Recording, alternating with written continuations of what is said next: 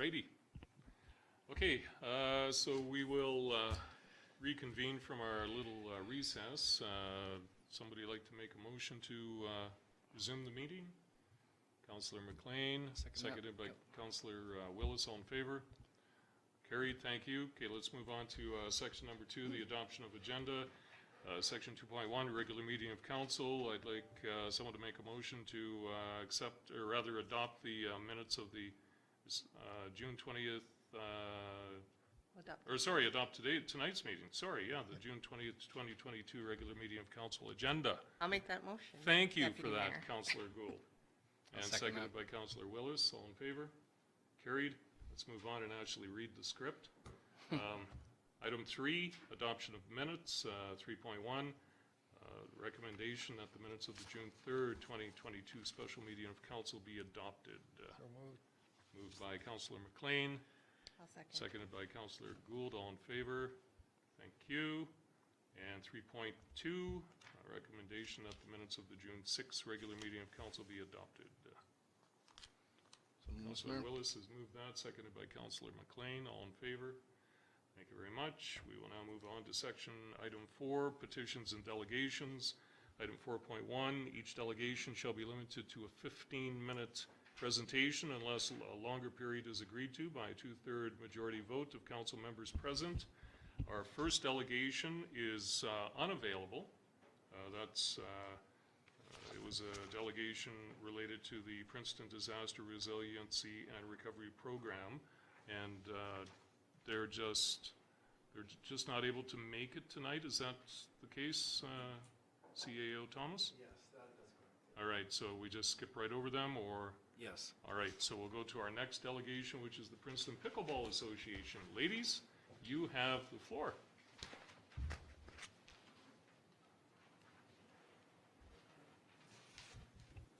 Thank you, Acting Mayor Elliott, town councillors and town staff for making this time available for us this evening. We're here to request a new letter of support for the funding of the $25,000 included in the 2022 budget to the Princeton Pickleball Association. Our previous letter of support was for $25,000 funding, subject to us receiving the Co-op Community Spaces grant. And unfortunately, that grant had 716 applicants, and we were not one of them that were successful. There was 2 in BC that went to Vancouver Island. We want to continue to apply for grants to build permanent pickleball courts in Princeton. And to do so, we need a letter of support of the budgeted funding to use for all of our grant applications. So this is our request to you, is a new letter of support from council for this. And I want to thank you, and we're happy to answer any questions that you have for us regarding our finances or how we're working to get those courts. Anyone have a question that they'd like to ask? I would so move that we grant a letter, That's the next one. provided they can get money from anywhere. Yeah, exactly. All right, so I'll second that. seconded by Councillor Willis. All in favor? Okay, it is already up. Yeah, we are a bit out of order here, but We're a that's bit out okay, of not to worry. We'll Because proceed. Well, no, it's just, it was later in the agenda, but Oh. that's fine. No, it's good that you've done that, so it's been passed, so there you go, ladies. That was easy, eh? Thank you. Yeah, thank you very much. Thank you. Thank you and Very good well. luck, and keep Thank us you. up to date on what happens, eh? Thank you so much. Absolutely. All right, let's move on. Section item 5, unfinished business. There is none. Item 6, staff reports. The first one was related to the first delegation, which is not here, so we'll skip over that and go to 6.2, business facade improvement grant application for 259 Bridge Street. And Mark, I believe you're going to speak to that, please. Thank you. Yes, we've got a second facade improvement grant application, this one for 259 Bridge Street. This one, slightly unique. We actually had this come in just prior to our flood event back on November 10th last year, and then, of course, found ourselves focusing on some unique circumstances. So they're back on their project. If you've actually seen, they've started on this new facade. They've asked for the maximum of $5,000 from the program. for a $13,000, almost $14,000 project to upgrade to a more modern hardy siding over the aging vinyl that was on that building. So hardy board in white with white trim, similar, just new face. Excellent. Thank you very much. The recommendation is that council approves the business facade improvement grant application for 259 Bridge Street, and that council approve the entering into an agreement with the owner of 259 Bridge Street for reimbursement of 50% of the project costs, up to a maximum of $5,000 if all performance agreement criteria are met. Moved by Councillor McLean. I had a question. Oh, you had a second? Oh, a Just, question. I will move it. Sure. but We put out a $20,000 a year, right? What are we up to for? So if this second application reaches that 5,000 as well, we would be at 10,000 so far this year. Yeah. Super, I would so move. I'll Okay, And I seconded would by second. Councillor Gould. All in favor? Thank you. It carries. Thank you for pointing out that you wanted a question. I keep forgetting that part. Okay, let's move on to item 6.3, a development variance application for 112 Edgewood Drive. And Mark, you're up again. Thank you. So we've got a development variance permit application for 112 Edgewood Drive. This is for an oversized residential shop, asking for a variance from the 807 meters squared up to 111 meters squared. RS1 neighborhood, so single family large lot in our community. This property is approximately 0.1 hectares or 0.25 acres. With this variance, we would be varying specifically section 6.3.1 and falls well under the maximum lot coverage, stays under 25% for this lot. The maximum coverage, again, in RS1 is 40%, so similar conversation that we've had. We see plenty of these and are investigating whether it's time to evaluate that. All right, any questions? I ask again, are we gonna go to work on this in terms of going over these requirements that we have? Because obviously, if this person wanted to do this, it probably takes a bit of time, probably not that much, but it slows them down. And it's not even close to being, in my mind, to being worthy of being dealt with, sort of thing. Yeah, so we've started some preliminary discussions within our planning department, and we'll continue to move forward with looking at neighboring communities and what we can do to make this suit our community. Perfect. Any other questions? Councillor Gould? I just want to confirm that it's just in regards to the accessory building size, not any variance to any setbacks. No, just the size, Just the correct. size. Perfect. All right, Councillor Make Willis? that motion, Mr. Mayor. All right. Mr. Councillor Mayor. It's all good. And seconded by Councillor McLean. All in favor? Carried. All right, thank you very much. Let's move on to item 6.4, the 2021 Statement of Financial Position, and that is up to the Director of Finance, James Graham. Thank you, Mr. Acting Mayor. George is good. George is good? Thank you, Councillor Elliott. I present the 2021 Statement of Financial Position for Council's perusal and approval. We are required to do a Statement of Financial Position every year as required under the Financial Information Act, which is June 30th, so 6 months after a year end. It details any severance agreements made by the municipality for employees that are dismissed. It lays out any indemnities or guarantees that are made by the municipality in a contract position. For 2021, those don't exist. It produces a management statement, which is required by the province. It contains a list of any contractors that are used by the municipality over $25,000 and pools the number of contractors under $25,000 into a general number. It also pools together the employees of the municipality whose remuneration and expenses go over $75,000, and any people under $75,000, we would pool that both. So the position is, or the statement is as follows. I'll let anyone read over that, and if they have any questions, I can respond. It's an interesting report to write every year. The Financial Information Act requires us to write that on a cash basis, and almost all the accounting we do for any corporation would be on an accrual basis. So there's a lot of little adjustments that go into a statement of financial position to try and get exactly how much cash we spent in one year and make it all balanced at the end of the year. So the province doesn't require us to make it balanced. We can actually write a blurb as to why it doesn't. However, the last 2 years we've actually made it balanced, which not every municipality in the province can do. So the statement is as written, and I'll be happy to answer any questions from council. Any questions? Have you all had a look at it? What did we do with all that money? Great. That'd be more of the financial statements, but yeah, we did have 14 employees that ended up making the 75,000 list, which is an increase of 4. A large number of them were public works employees who worked a lot of overtime during the flood. Sure. So that would be a solid justification for that. Yeah, but suppliers, there's our usual people who are listed on there. There's a couple of new ones, a couple of people who helped us with the flood. Yeah, it's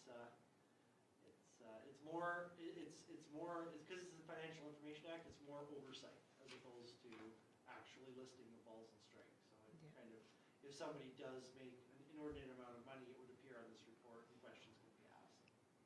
All right, thank you very much.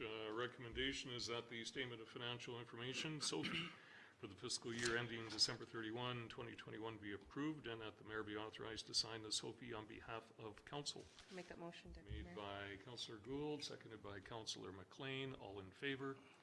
It carries. Thank you. Let's move on now to item 6.5, disc golf park information. And this sounds exciting. And are you going to speak to that Sure, I for can, us, I can Lyle? speak to that, yes. Thank you. If you remember, this is an idea that's not new. I think even council has discussed it at one point during a strategic planning session.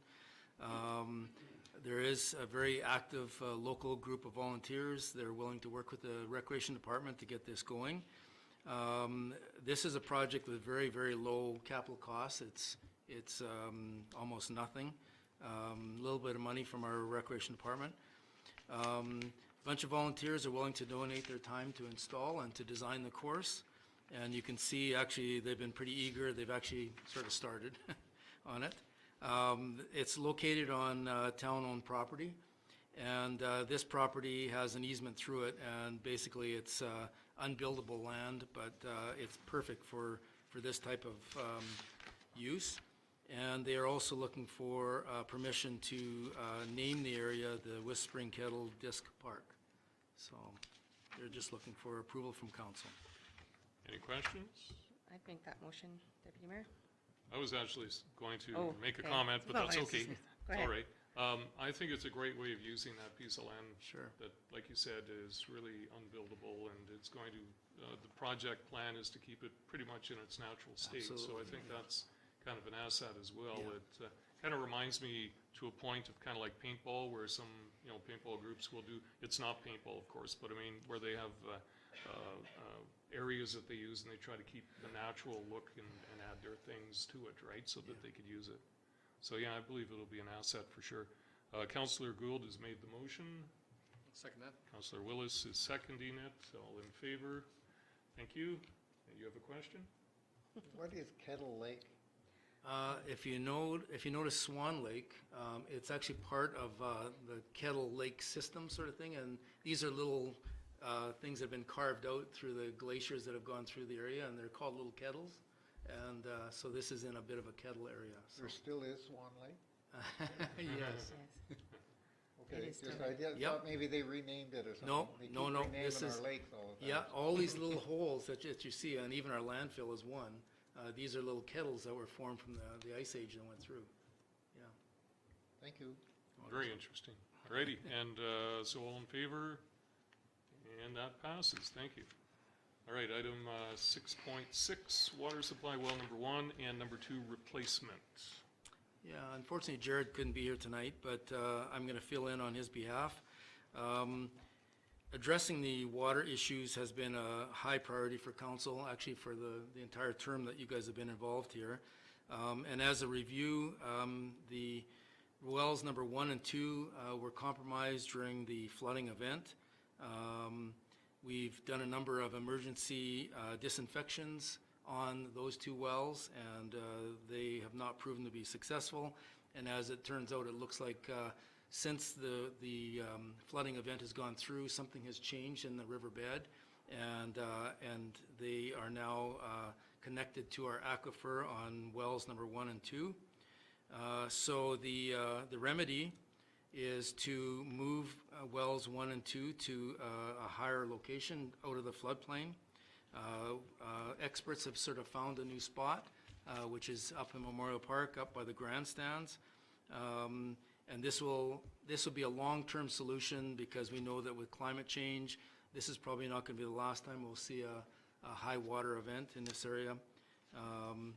So the areas of town that are serviced by wells 1 and 2 are on the boil water. So anyone that's on a boil water now, it's because that area of town is serviced by wells 1 and 2, and so the only way to get them off of boil water is to actually move our wells and produce and find a new service. So the objective is to move the wells to higher ground and to build a proper water treatment facility. So we'll also, Interior Health is asking us to up our treatment of our water in that area as well. The good news is the funding has been secured from the province, and so for this project here, we've discussed this project before, council has, and now we're looking to move the project forward and put it out to tender and actually get started on trying to get this constructed. Questions? So, I understand everything about it, and I know Jared's not here to be able to, but the way I understood it was that as your water comes out of your well and it's chlorinated, what they're looking for, besides the new wells and that, is that holding pattern Yes. for a certain amount of time for the chlorine to take full advantage of its value in order to make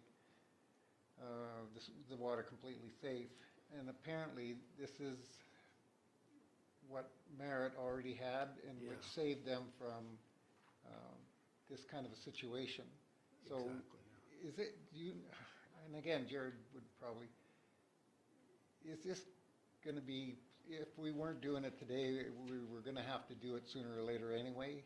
Yeah, from a Interior Health is actually, for a number of years, have been asking us to look at updating our treatment facility in that area.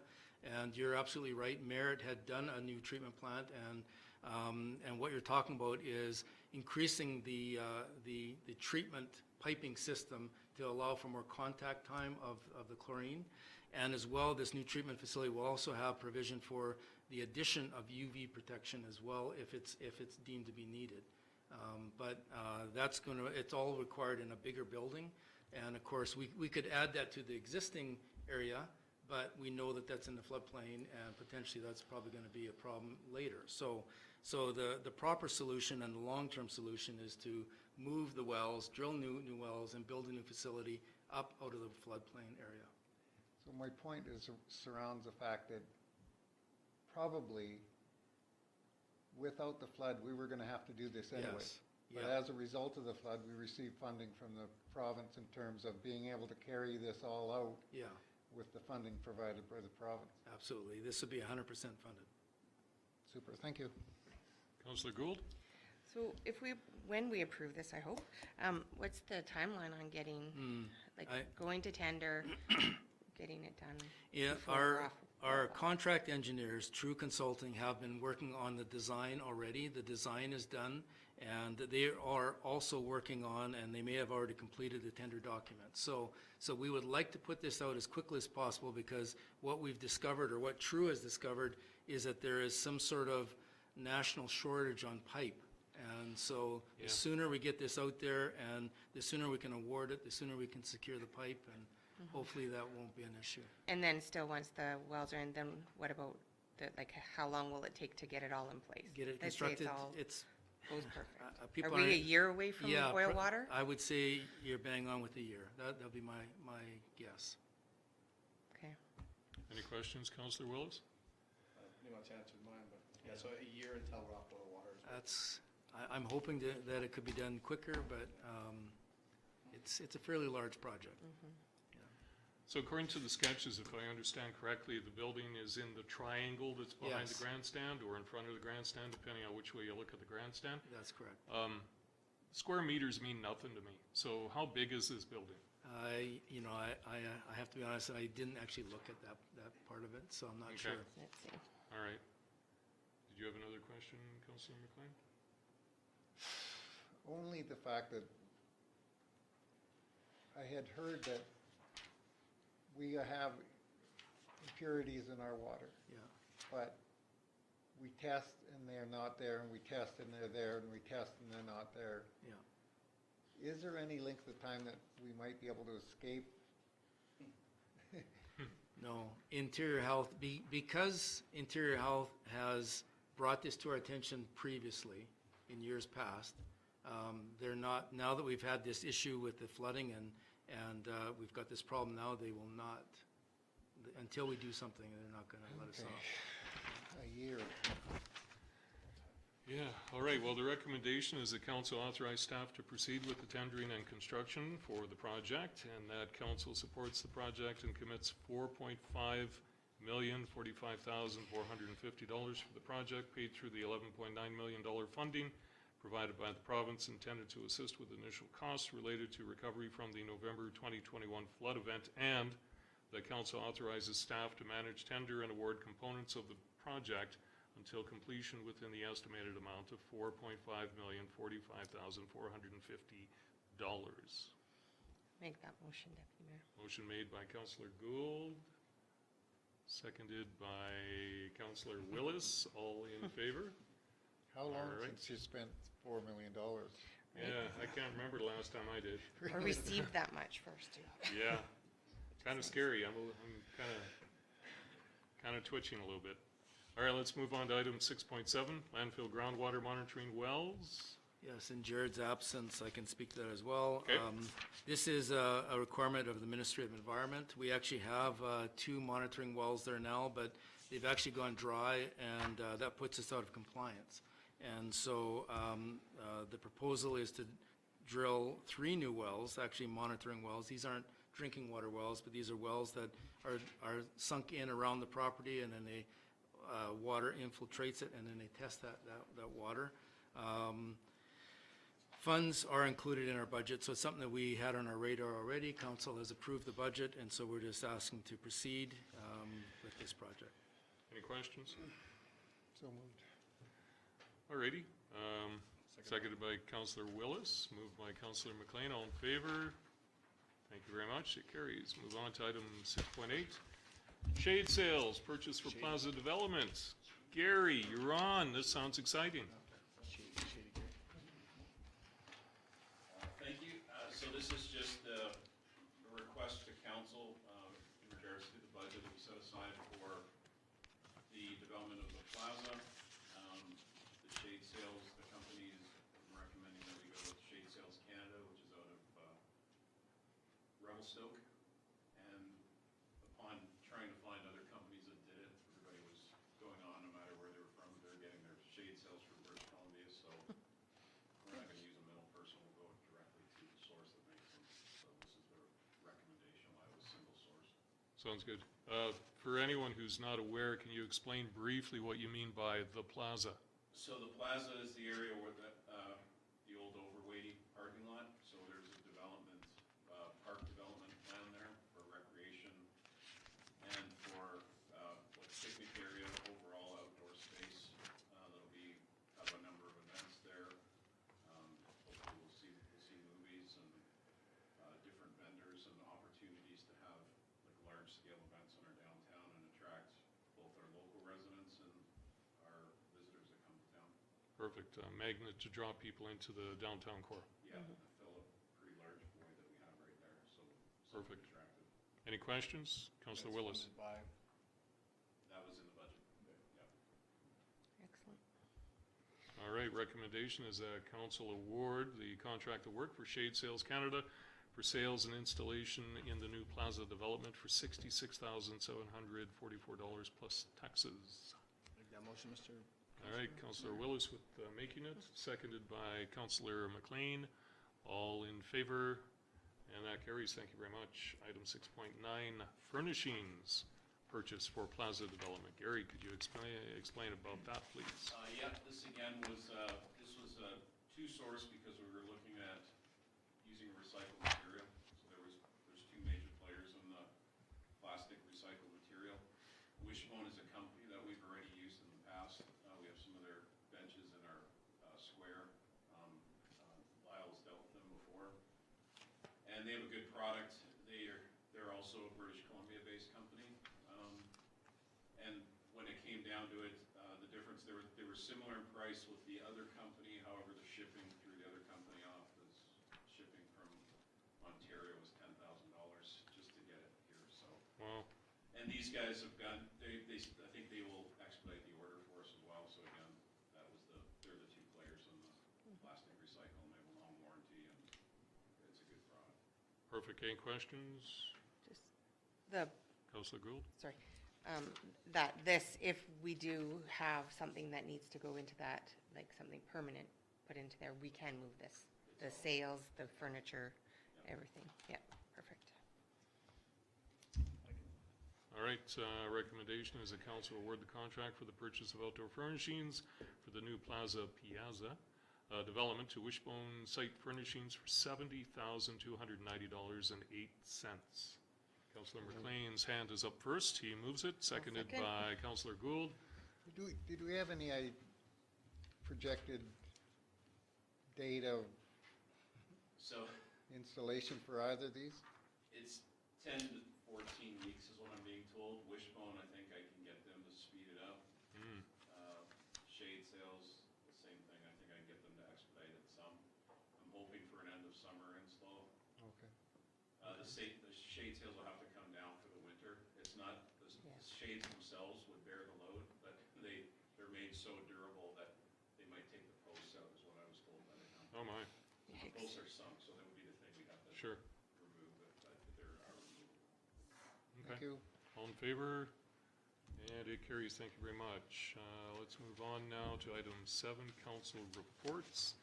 And I'm going to ask for Councillor McLean to go first, please. Basically, nothing to report.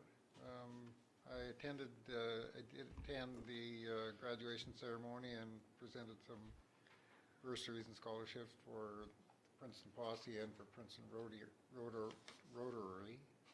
Rotary. I want to say rodeo. You and me both.